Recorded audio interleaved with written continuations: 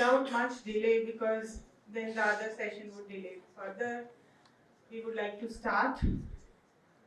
So, good evening to invited speakers and participants.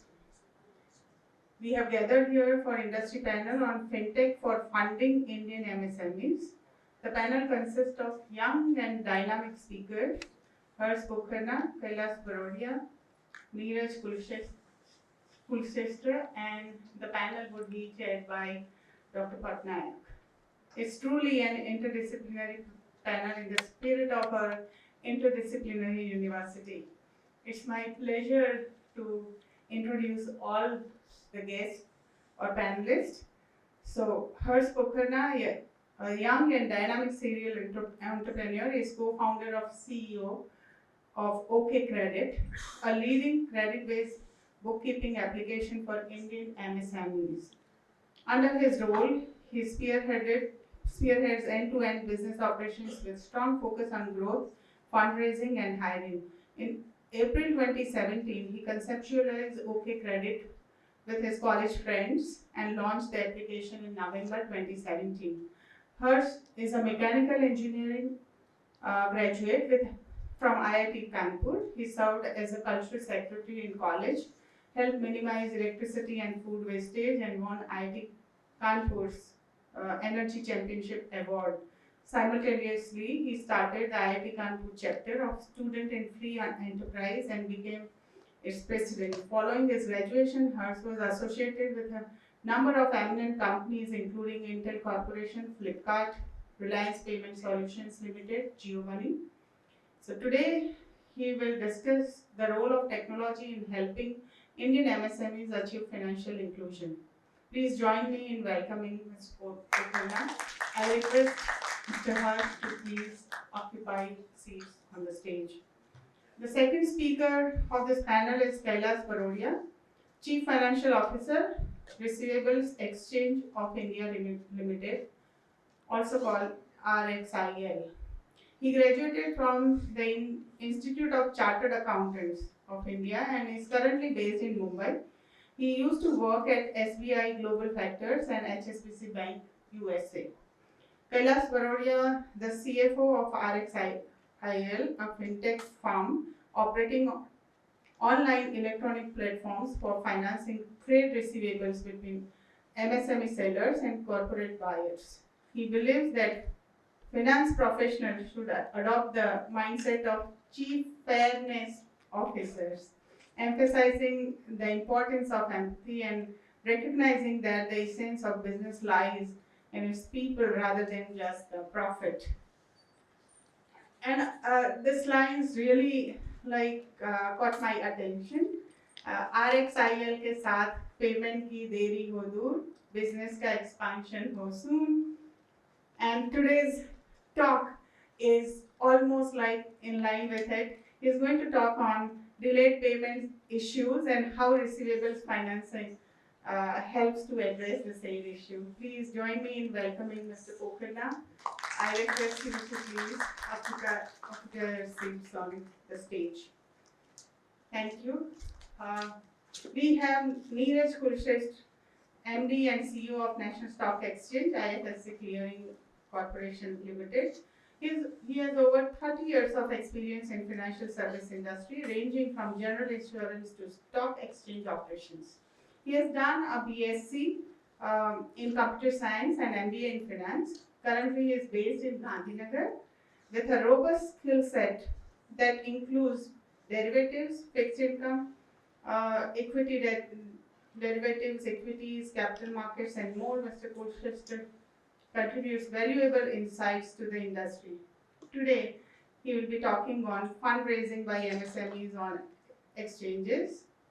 I invite Mr. Kulshrestha to occupy the seats on the stage. Thank you.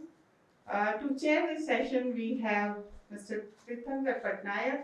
I introduced him in the morning. So briefly, I say that he is Chief Economist at National Stock Exchange of India Limited. and he has more than 20 years of experience across India's macro and portfolio strategy, quantitative finance, and consumer banking analysis. Thank you, sir, for sharing the session and spending your time with us. So the forum is open now for the discussion. So, what percentage of our GDP is contributed by SMEs? Students? How many SMEs are there in the country? How many listed players in the country? Please ask Google. People are already starting Googling. Alright, so we have more than 5,000 listed companies in the country. We have more than 20 million registered MSMEs in the country, 2 crores. And we have about 6 crores estimated MSMEs. The SME sector contributes to 30% plus of the Indian GDP. These are numbers that we sort of look at. And the MSME sector also employs about 13 crore people, 130 million people. So out of our 140 crores people, 13 crores are estimated employed in this particular sector. Some SMEs are also listed. So at NSE this year we touched 400 listed SMEs across the 2 exchanges. The number is north of 750. But as I just told you, when you have 20 million registered MSMEs, there's a long way to go. There's simply a long way to go. In terms of size, let me come to size. So our market cap is about $4.3 trillion. Everybody loves dollars these days. But if I talk in rupees crores, so it's about 360 lakh crores. That's the size of our market today. Of that, the MSME listed universe, the SME listed universe rather, is 1 lakh crores. This year we touched 1 lakh crores. Compared to 360 lakh crores, it seems small, but 1 lakh crores is not a small amount of money. That's the listed size of the MSME universe in the country today.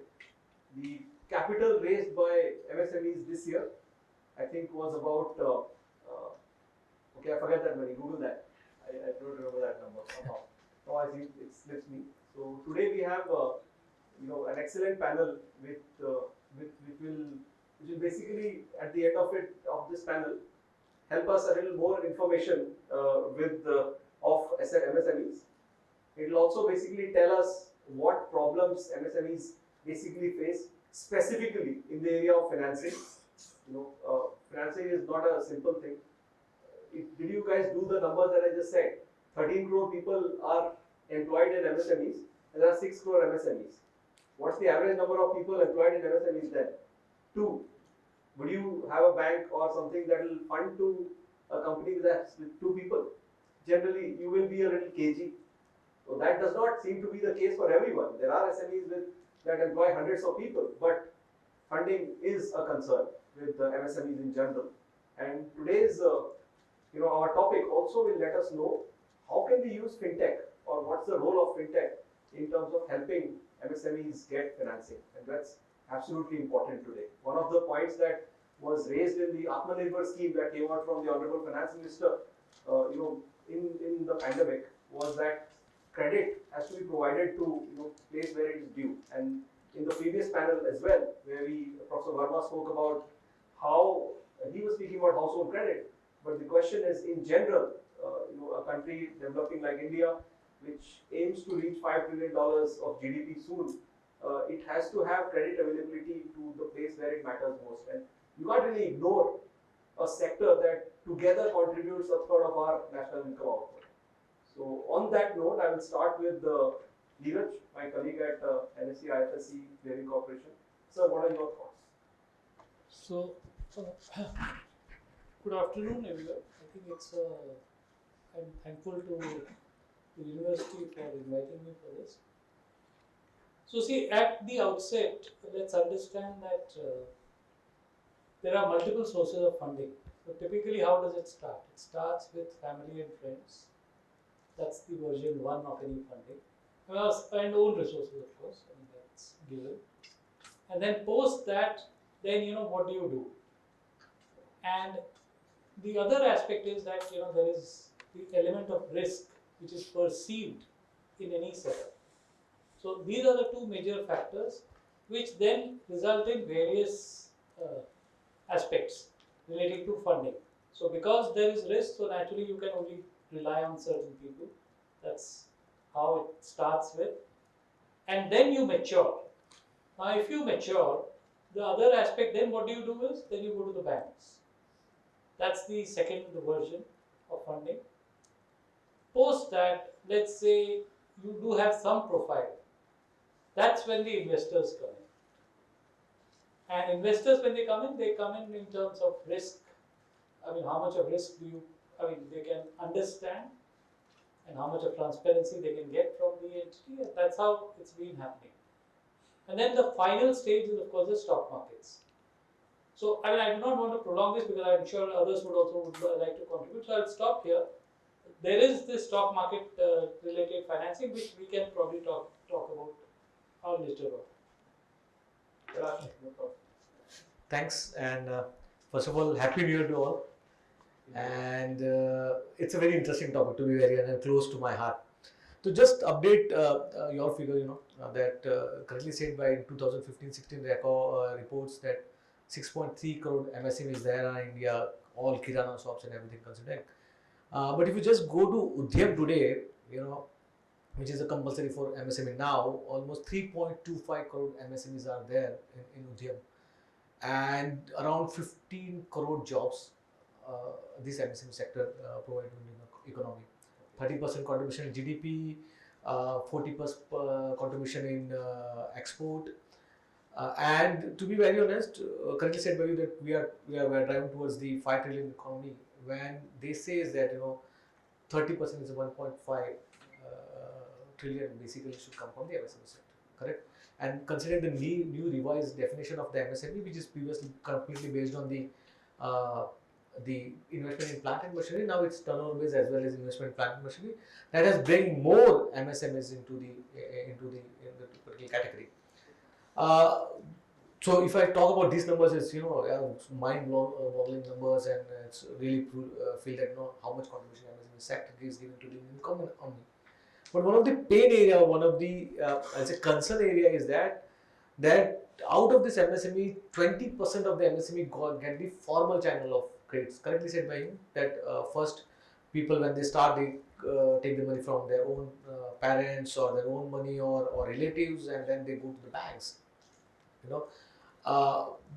Then obviously if things are not available, they choose the informal channels, which is not that cost effective.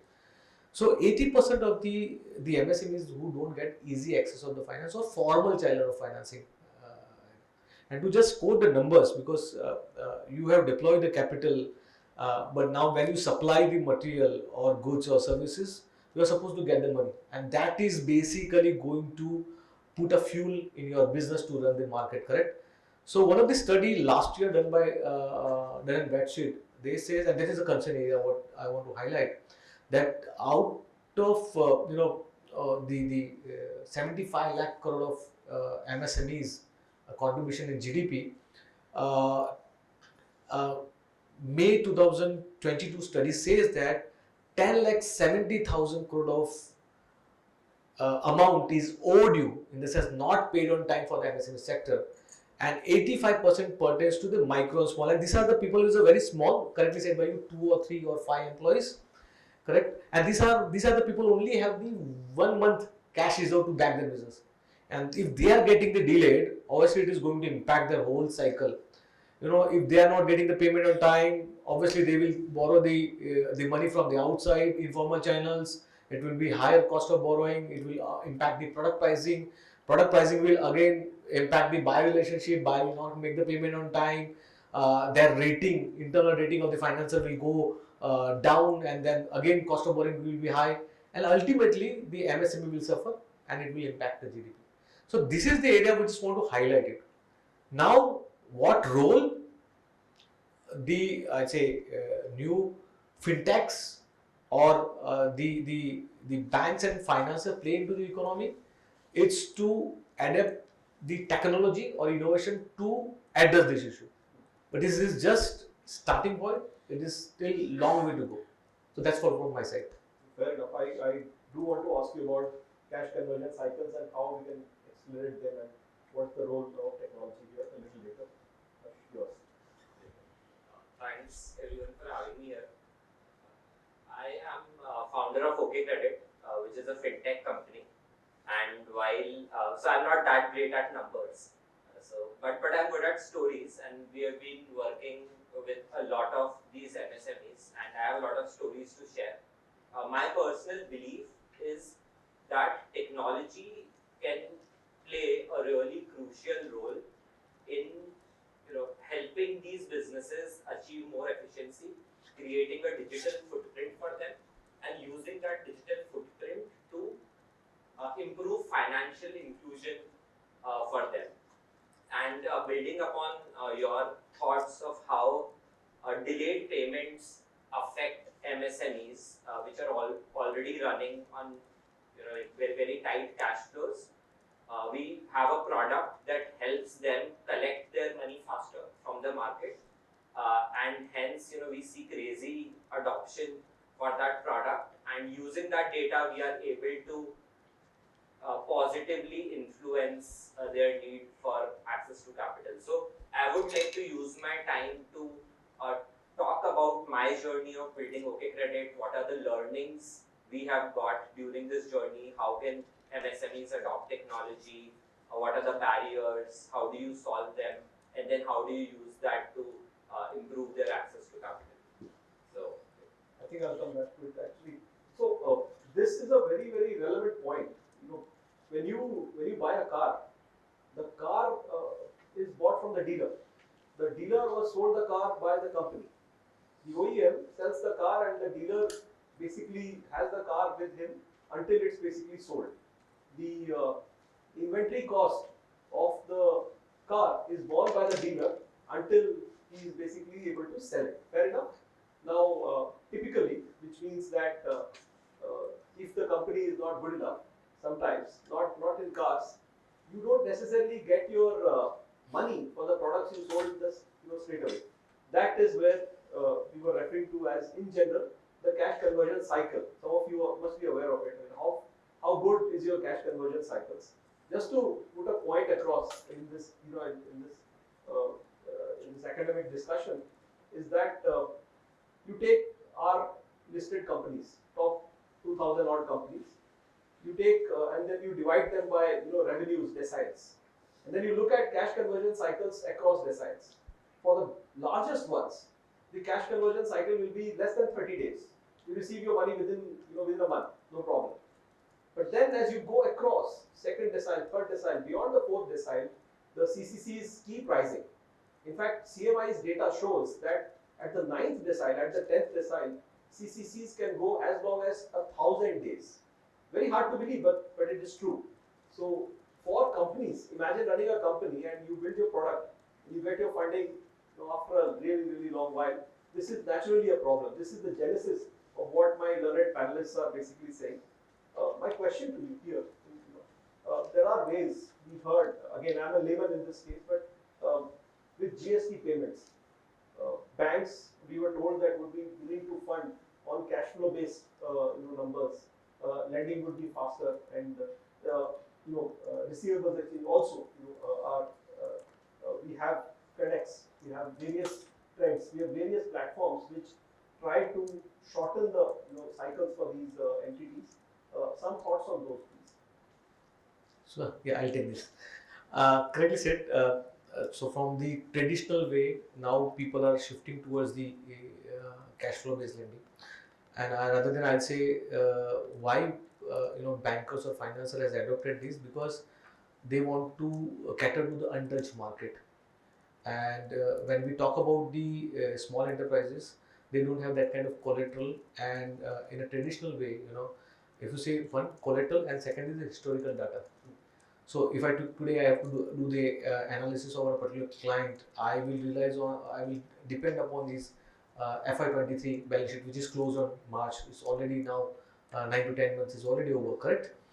So now with new approach, we normally call as a cash flow based mechanism, we are already adopted for our MSME to MSME funding, and there are many various players are there who are taken this approach, and we have third-party solution also with respect to giving this analysis.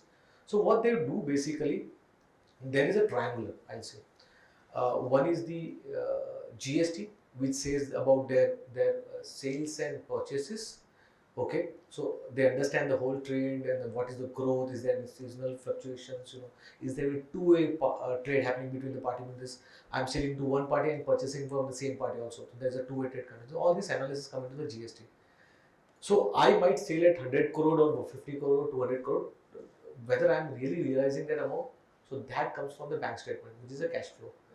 So from the cash flow, we understand that okay, sales is happening or purchase is happening, whether I'm making the payment on time or whether I'm realizing the payment on time, which is in sync with the whatever sales we are doing. And based on that, normally we realize that what kind of realization days. It can be 60, it can be 90, it can be 120 kind of thing. Third is basically where the financer are already dependent. That is a historical data. It is a financial analysis. So based on the IT integration, income-based integration, we can take this financial data also. So this is the panel. Based on that, we form a scoring model kind of thing, which gives us some kind of first of all understanding about the cash flow, understanding about the business, any seasonal fluctuation kind of thing. There is default also get covered into the bank statement and the financial ratios, which says that okay, they might not be rated, but they have that kind of interest coverage and other parameters which can, where the financer can be comfortable. One more parameter what we have done we call as a, when I spoke about MSME to MSME, we call it a deep dive funding, where he's already present on our platform as a supplier. Now he can come as a buyer and take his payable financing. So if he's already supplier, his cash flow, whatever financing is already taken, whether I can derive some score on that, and based on that we are doing that.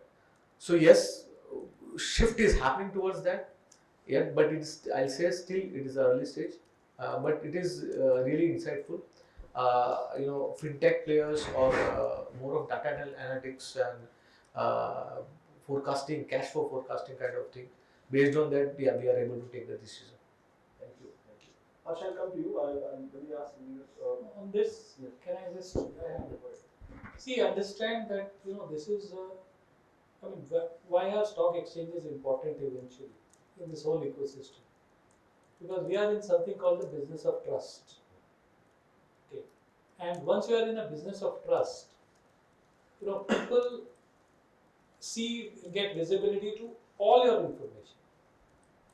Okay.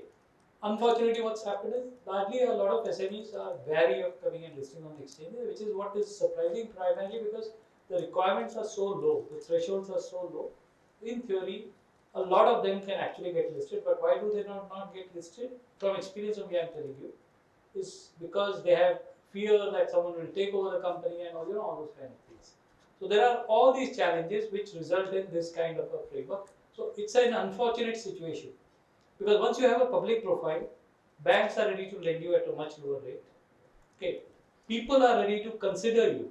I mean, a lot of entities that for example, his entity is talking about, the fintechs particularly. I mean, they are adding value in terms of providing different kind of information so that people can trust you better. For example, your CIBIL scores and all this, aggregating all the data. I mean, typically a lot of fintechs are involved into that, which then help particularly get into this whole aspect, and finally it all boils down to trust.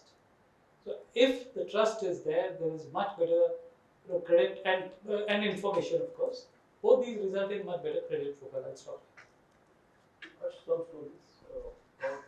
You might also want to say how OK Credit helps. Yeah, sure.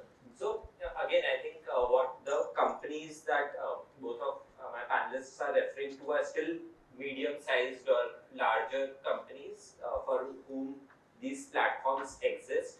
But we cater to the local kirana shops, the pan shops, the medical shops that you would see in tier 2, tier 3 cities, and for them there are no such platforms because all of that credit is informal.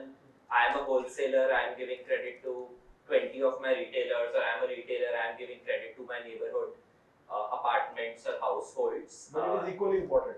Yeah, which is equally important, but it's informal and there's no platform to or that credit is not even registered, right? So, and for them, because these people are living on such tight cash flows, repayment is very important.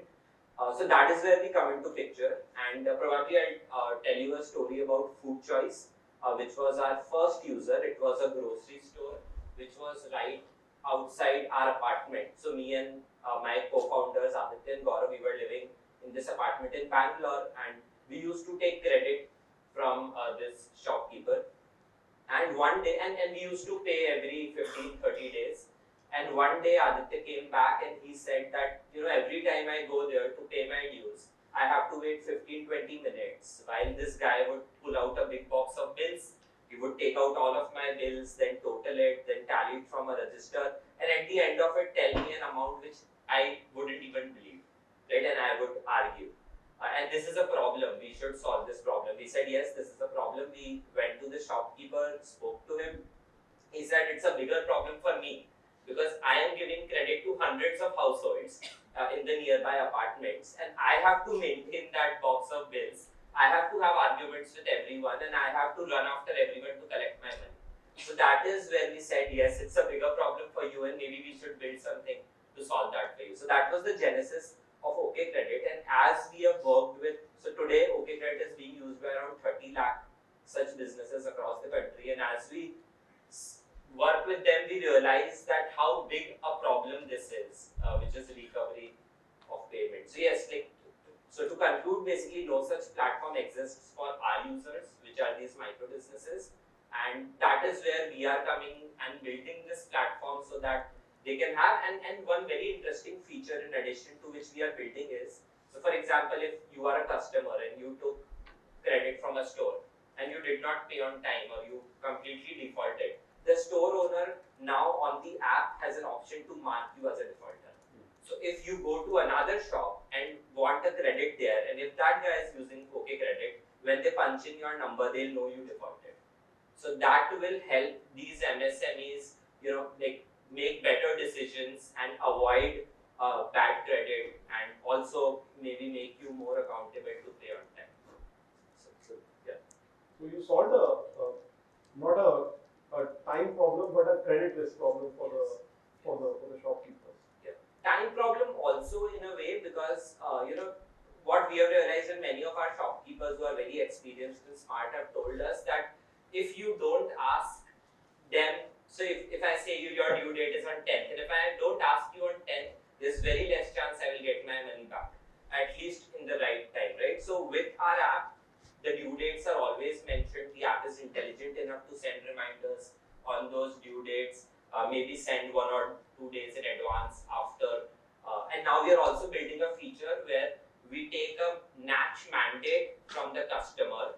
Okay, you came and you wanted 10,000 rupees credit, I'll give it to you, I'll take a match mandate, and automatically on that day, your money will be deducted and sent to you. So we are building such features which also help on the time aspect, and also features that help on the credit risk aspect. So since we are in a tech sort of panel, does it use UPI as a Yes. UPI is our primary source of payments. So coming to the slightly larger space, Neeraj, companies, you're right, they fear being taken over. They don't realize the scale that a listing can really bring to them. What would you think has changed in the recent times? Why have SMEs, there's a long way to go, I mentioned earlier, but SMEs seem to have seen some attraction for listing this year in the near term. So I can give you some data. In my previous organization, I just moved here a few months back. We had a data of more than 20,000 companies who we had approached across the country over a period from 2012 onwards. But finally, how many of these are listed? Across both exchanges, probably around 1,000. Yeah. That's the number. So see the kind of, and the challenges typically have been, so two things have helped. One is, to some extent, I will credit Fintech, because what's happened is, with Fintech firms actually, to be more specific, that with their, there's a generational change. So I'll give you an example. There was this entity from Jaipur, it's a jeweler. So the older man, which is the father, was not ready to consider this, but the son was. And then, finally the issue was not with us, it was within the family to solve. But the advantage that comes about, which is the fear of this thing, that is sort of done away with because of the valuations that people get. So one of the reasons, so what does the stock exchange provide? It provides you value. See, otherwise the value is left to an individual somewhere. But here the market is valuing you basis your data. So that really helps. And the other aspect is that it only requires 25% of equity. Now people used to feel that 25% equity, if I give up, I'll lose control. Well, that's not the case. Actually, what happens is that 25% once it gets listed, there is a value which gets associated with it. You being the owner still have 75%. And if the share price increases, it reflects much more for you. And that's one. The second is you can use the equity as a very important source of funding. Okay, so that is another second aspect which which people have realized. In fact, now we have got such maturity that a lot of companies come up front to us. And what are we talking about? We are not talking of these hundreds of crores. Companies raise as less as a crore, or maybe even lesser. Okay, to that extent. So that's the kind of money that people are raising in an SME IPO. But then eventually, the kind of fantastic stories which we have seen in the SME listings across exchanges has been a fantastic journey because of the kind of growth that's taken place. So there is a lot of merit, which is where, which is what is resulting in this kind of sudden surge in terms of people considering. Of course, to be fair, it does not take care of Harsh's universe, which is micro, but there is some amount of maturity and data, and at least 3-4 years of this thing which is required. But to some extent, I can tell you, there was this entity from Patnaik.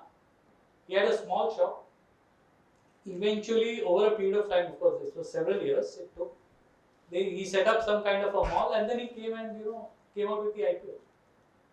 After setting up the IPO, and it's a mall, it's a few stories, etc. But that was an interesting. Hospitals are coming for IPOs.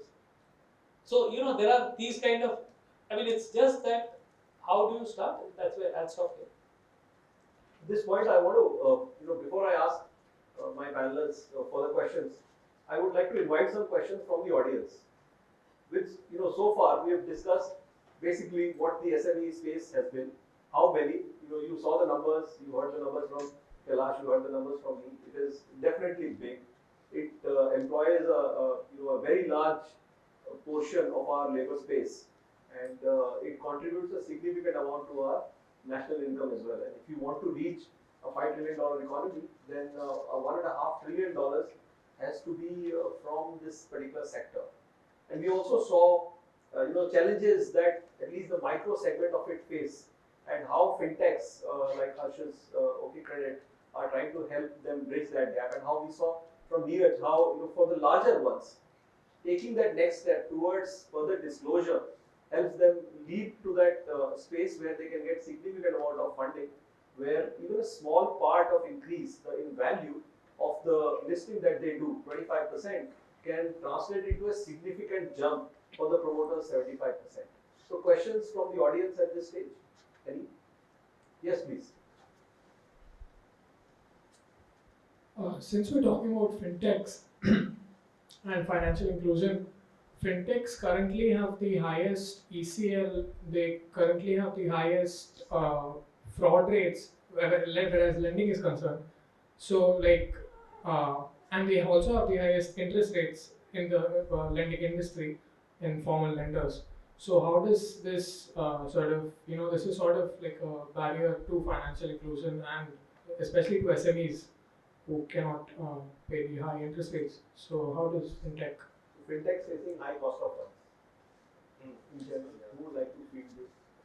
So yeah, I agree with this that fintech normally offers the high cost of interest because two aspects to it. One is that when fintech enter into the financial market, it is more catering to the unserved region and where the collateral is not available. So it is more of risk and return.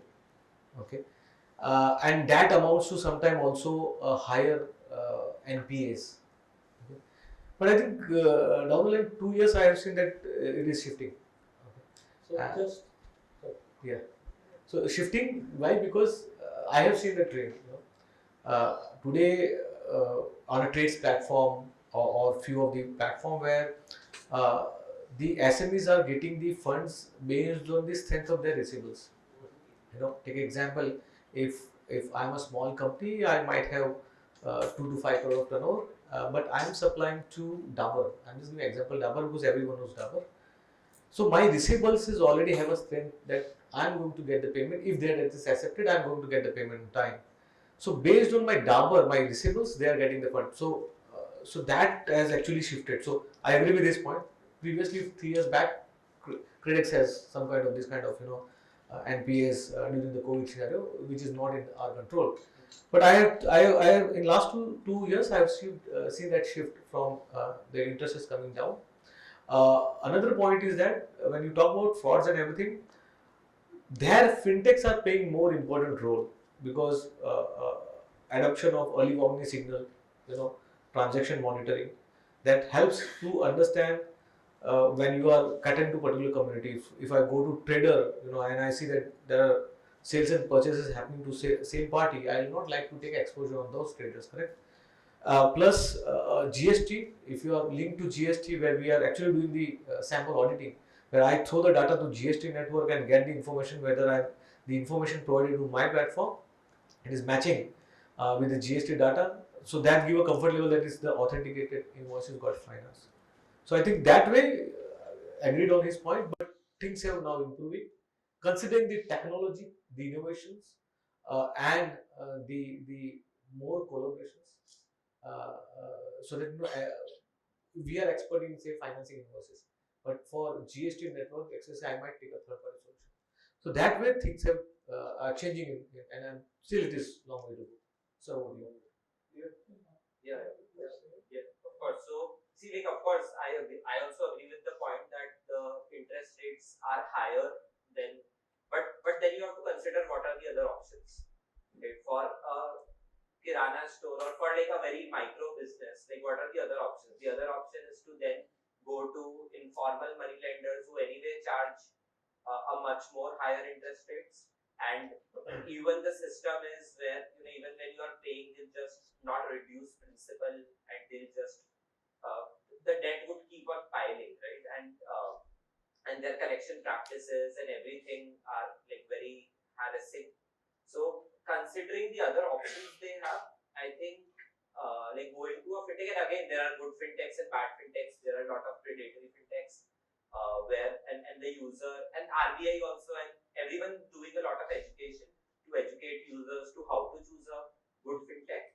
So if you go to a good fintech, yes, initially the interest rates will be high, but then if you take 2 or 3 loans and you're repaying on time, your CIBIL scores will improve, you will have more data, and then maybe you can approach a larger NBFC or a larger bank for a loan at a lower cost of interest. So it's a journey, but for someone who doesn't have any option right now, at least it's a better option, and if they go on this path 2 or 3, 4 years down the line, they'll have better options available.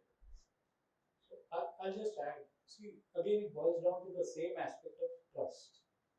Okay, you cannot trust someone. How do you offer credit? So typically, what happens? I mean, I'm not sure if any of you are aware. The vegetable vendor, the street side vegetable vendor, typically, I mean, I have already talked to some of them, so that's why I can share. He takes 10,000 rupees every morning from the mandi guy, from whosoever, one or two financiers will be there. And at the end of it, he returns the 10,000 plus 100 rupees. Okay. So if you compute the interest, I mean, it's 365% per annum. Okay. But he is happy. So see, essentially, this is a factor of what comforts an individual. So do not include this with financial inclusion. Okay. These are two different aspects. Financial inclusion means there is an infrastructure which then is equally being provided to everyone. And then, but from an access to credit perspective, what are the options? The options are this, or 3 to 4% per month, etc. Those are the kind of options. Versus then, here it is a much more formal aspect. The other aspect is that in the earlier era, before fintechs came in, it used to be all bilateral. So I see your face and then only I'll give you. But now with fintechs coming, actually it's made it very wide scale. Having said that, I also acknowledge, for example, there was this whole concept of P2P lending from RBI. We did assess it, but I can tell you that it's not been a big success. The reason for that is because RBI did not permit collateral. Now, if you do not permit collateral, then what happens is the access to anything is the only basis information. So that's the challenge. So if you look at it in an overall context, the challenges are there that there is already a policy. P2P lending is permitted, but then it's not successful. And there were so many players who were interested, but then it just didn't work out. That's where it stands. Thank you. Yes, please.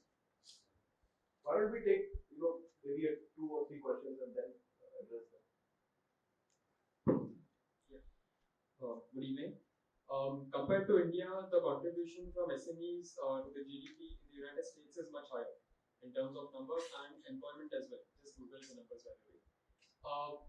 Do you think is it because of the robustness of the credit markets in the US and what India can do to get to that level? I mean, if you look at the credit crisis in the US, they've seen a crisis in products which India has still not seen, even after so many years. So, what do you think? In which direction should India, work in its credit markets so that this problem might be solved? Anyone might take up the question. Can we connect one more question and then answer one Yeah. more question? Anyone else? So my question is, like fintechs like OK Credit, they are solving the problem for the kirana shops, but is it solving in better access to credit for them? Like, are they getting a better access to credit from the banks or the formal lending system? How is that problem being solved? First, and the second, another question I have is like platforms like TRDS and all these platforms, are they improving the performance of these companies that are using these platforms? Is there an improvement? Thank you. So First I'll take first this one. See, understand the Western world, the employment in SME is 70% plus. Having said that, please also understand, leave aside the recent past. What were the interest rates in US? Okay, so the issue of access to credit, in fact, one of the challenges there have been that there was too much of credit which caused the crisis, and which was very easily available, which resulted in a lot of challenges. And also, please understand that where credit is accessed, please do check out data. It was very expensive even in US. Okay, when people took and then they could not repay, etc., etc. So these factors, unfortunately, India, we have been in a 14% economy earlier, 14% interest rates earlier, which eventually have now tapered down over a period of time. So today we are in a situation, of course, US is still much lower, but there was a time in the recent past where both of us had equal interest rates, and that was a time when whole US population was challenged. So I'll stop here. The second question is, I think, much better justice will be done by. Sure. So, to your question, like OK Credit started with solving the problem of debt recovery. So, recovery of your dues that people owe you in the market, we help you collect that money. Over time, as we solved this problem and as we got a lot of people using our product, we realized that now we are also getting access to a lot of proprietary data, which is not available with anyone, which has always been on notebooks, but it is now getting digitized. And now, because that we have access to so many cash flows, the kind of people you are dealing with, the consistency of business, the proprietors' financial, like the way they manage their finances, etc. Like we get a lot of information, and using that, now we are creating a score called OK Score, which we give to the NBFCs and banks, which helps them take a call to give these MSMEs credit, even when they do not have any formal documents or a formal score or a bad is how we started with solving for recovery of debt, and now using that data, we are also solving for access to capital. So to just share one of the feedback what we have received as far as because she asked about trades and its benefit. How trades is helping the MSME sector, especially it is bringing the digital way of financing the invoices and the transparency. And one of the important part is that the price discovery, correct? Same example what Neeraj has given that I'll give a simple example. If XYZ supplier is there, he is supplying to say BHEL. I'm taking the example of BHEL or IOCL, correct? Now, if he's getting, and he's a good supplier, his all scores and everything is perfectly fine. He is going to the bank and taking the credit. His CC limits are at say 5 crore kind of thing based on his turnover, and the pricing is around 11 to 12%. Considering the current MCLR. Now, on the trades, based on the center, because this is with recourse to the buyer. So the exposure is completely on the buyer based on the strength of, because BHEL or IOCL is BHEL is AA and IOCL is a AAA rated company. They are getting at below 7%. Now you can see the difference between 7% to 12% or 11%. We actually got the letter from the BHEL vendor association that there 60 to 70% of the financing cost gets saved through trades. One part. Second, again taking the example of Neeraj only, that today what is happening in the market, especially in the corporate, I take an example of PSU. Corporate, when they have to make the payment to a particular vendor early, they said we need a cash discount of 3% to 4%. If they say the tenure is 60 days, 3% annual costing is 18%. On same corporate, he is getting at 9%. You can see 50% directly, correct? So that kind of benefit is the MSME sector is getting. Now another point. Today he has to wait for the payment on 45 days, 60 days, 90 days. Even though MSME Act is there, where they're supposed to get the payment in 45 days. Here it is getting the payment early at a competitive price, so he can put more money into his system. So if his capability to supply the BHL 1 crore in a month, because he's limited limits with the banks. If he's getting funds, he's now ready to supply 2 crore, 3 crore. And we have examples. We have actually case studies where they started with us for 25 lakh. Okay. In 3 years time, they had done 3 crore of financing every month to us. Now from the micro, now they have become a medium enterprises. To just give an example, pre-COVID, we were doing around 250 to 300 crore of financing in a month. 250 to 300 crore financing in a month. Today, December, we have closed with 4,400 crore of financing in a month. You can see it is almost 12 to 15% times in this last 4 years. Yeah. So effectively, both are in the same business. Okay. He's a smaller version of RXIL. He uses one model, he uses another model. That's the only difference. One interesting point you raised, Kailash. I mean, there's an MSME law, right? You have to pay them, otherwise, especially given the MSMEs face this problem. I'll just flesh out these issues to you. When COVID hit, everybody expected Indian corporate universe to report very bad numbers. Initially, that was the understanding. But lo and behold, from the third quarter, rather second quarter of the FY20, numbers weren't so bad. Numbers were really not so bad. What exactly happened? When markets started moving up, when they realized that vaccines were one of the things, but corporate universe results were too. And when you did a deep dive into the numbers, you realize that costs have come down significantly. So, companies basically said, we fire you or we, reduce your salaries. So wage costs came down significantly. The other thing that came down was something we reached later. When balance sheets data started becoming available, that's when we saw that they were squeezing the supply chains. So this example that you gave, BHL is a very storied company, but any large supply chain, any large player in a supply chain had the gumption to basically extend the payout cycles meaningfully, significantly. So one of the things that came out later on was from this, this significant squeezing, was that while the corporate universe, the indicators that we saw were doing very well, cuts were because of this, extended supply, extended payout periods for their smaller counterparts. If you take the Indian corporate universe pays the highest amount of tax share to the government city in the direct taxes actually. And you break them into the listed space and unlisted space. Let's say take the entire unlisted space. We took 15 years of data and we saw that the 15 lakh plus companies which paid taxes always paid higher taxes than the 2000 odd listed companies. While we know listed companies are very, very big, they employ lakhs of people, but together these companies paid more in all of one, but of those 15 years, which was the last year. In that year, because of this big performance jump for the listed space and not so for the unlisted space, tax contributions by the listed space actually went up. So I wanted some thoughts on how do SMEs deal with this problem.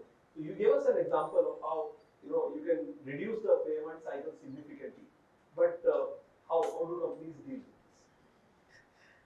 So I agree with your point that there's an act, MSMED Acts, which says that the micro and small specifically should get payment within 45 days from the goods or services acceptance date. And there is a catch. It is not from the invoice date, it is goods and services acceptance date, correct? So if I am a big buyer, you are a supplier, you supply the material to me, I know that my meter going to start from once I accept that material. So I will raise some queries, some kind of rejections or some kind of thing. So I can extend my terms, correct? So that is where the MSME get the hit of it, correct? Same DNB data I just was mentioning in the start that 10 lakh 70,000 crore of dues are there. Yeah. 69% is basically from the big corporates, top 1,000 corporates and government enterprises where there is a delay.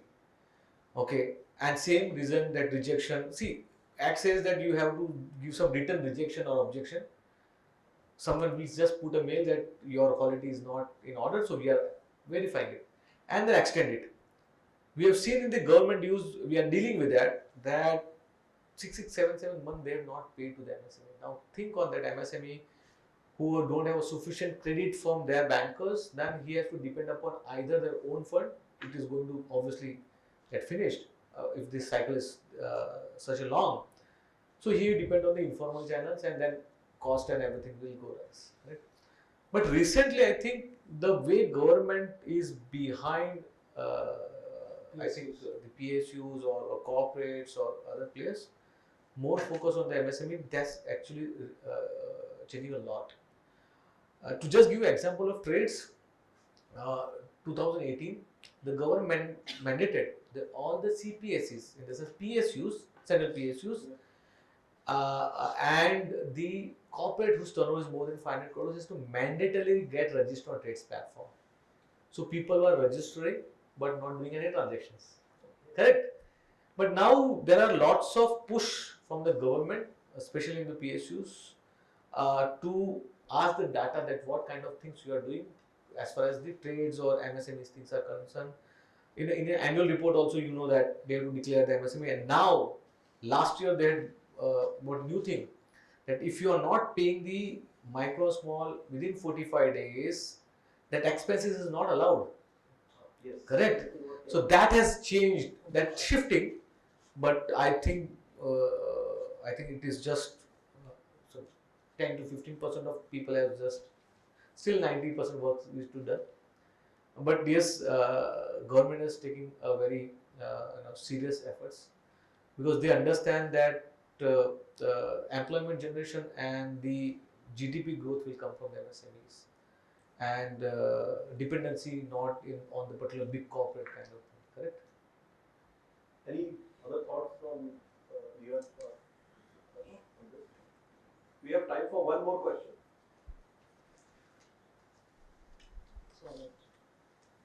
Yeah, there's one.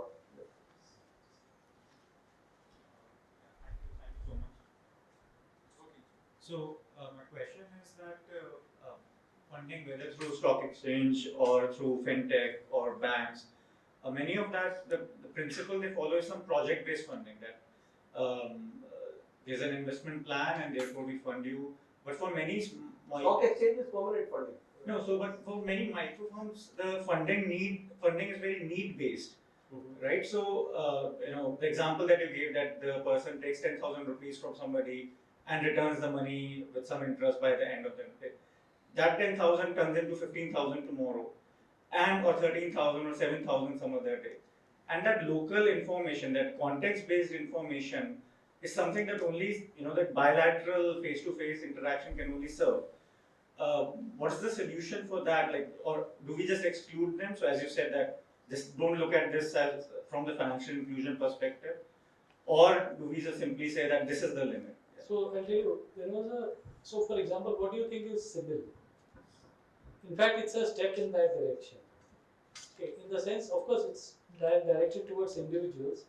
So somewhere, see, again, it comes down to the point of trust. Whose data can you trust? His data will be relating to his ecosystem, but he will not share it with others. Similarly, there will be thousands of such ecosystems. So there has to be some amount of a central involvement eventually, which can certainly take this forward. It's just that, it's, and it will be done, I assure you. At some stage it will happen. It's just that at this particular stage, for example, the informal sector is the sector which does not really come to banks. So up to the bank level, whatever is coming for, you see, that's really solved. There is a data which is shared, etc., etc. This is the non-bank sector. So there is a need for some institution to help support that, which also has been, it's not that these fact points have not been discussed. Because as much as you and I are talking about it, their sector can actually boom if they are readily able to avail of such data. You understand? The startups can really, because anyone in the credit business, the kind of effort that they have to do, and it's not all hits, there are several misses despite all the data. The only advantage that his ecosystem has is that because it's a very closed user group, shopkeeper and to some extent, all those people who we have there, so there is some amount of physical element which then translates into this, and then therefore, it helps, it supports that. So it's a much better system. On the other hand, his system is also very close user group because it's company and its vendors. But an open system is what I was talking about, is peer-to-peer lending. Yeah. That is where there is a failure. It just does not work. So, which is where everyone, because anyone who, or any of the startups which got into that area have suffered huge hits. Because people have taken loans and they're not repaid, etc., etc. So there have been all those challenges. So it's a factor of finally data. How do you get the data? And that data, because it's humongous. So, but some thinking is already going on in that direction, and I think it will develop. How soon it evolves is the only question. So I just add what Neeraj just said. First of all, data should come onto the formal channel. Like UPI today is basically giving a formal rather than a kirana shop where you are exchanging the cash, correct? So Neeraj, what Neeraj says, there is OCEN model, Open Credit Enable Network, which actually do the analysis of a same person who's doing a day-to-day selling and everything, and gives a loan. Morning you take a 10,000 and evening you pay, or weekly you pay kind of thing.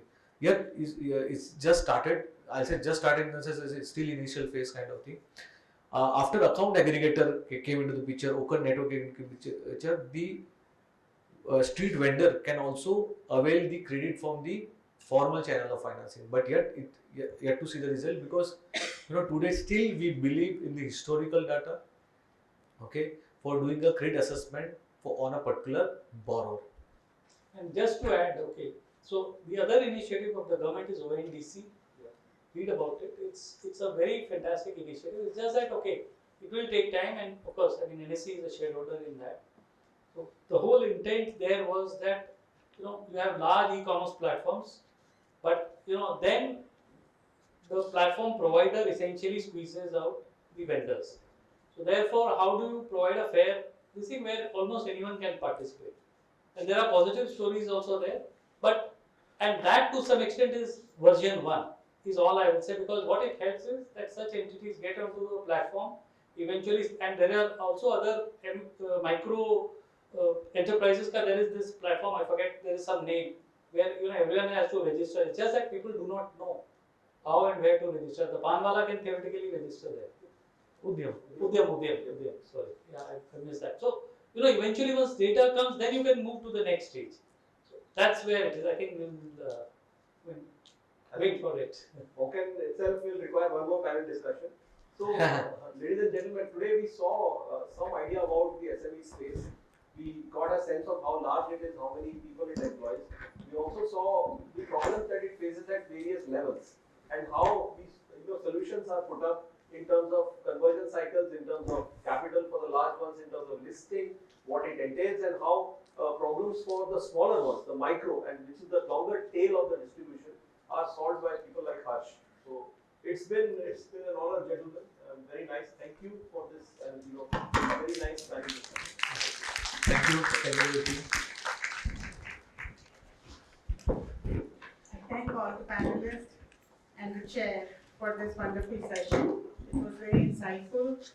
The enriching discussion has helped us gain a broader perspective on the role of fintech in funding MSMEs, and I'm sure many of the students who might be dreaming of starting your own enterprise, and you will also look for some kind of funding, and this session will definitely help you in future.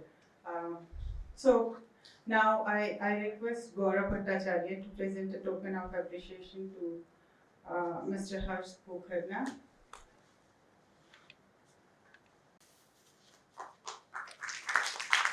Thank you for coming and spending your time. I request Professor Samar Gupta, to present a token of appreciation to Mr. Varodia. Thank you, sir. This picture maybe I fixed. I think he missed. It's very important. No, with the bag.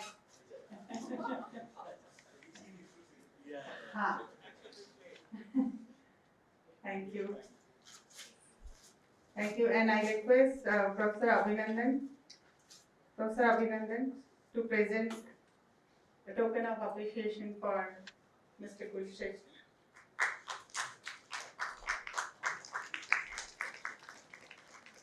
Thank you, sir, for spending your valuable time. Picture.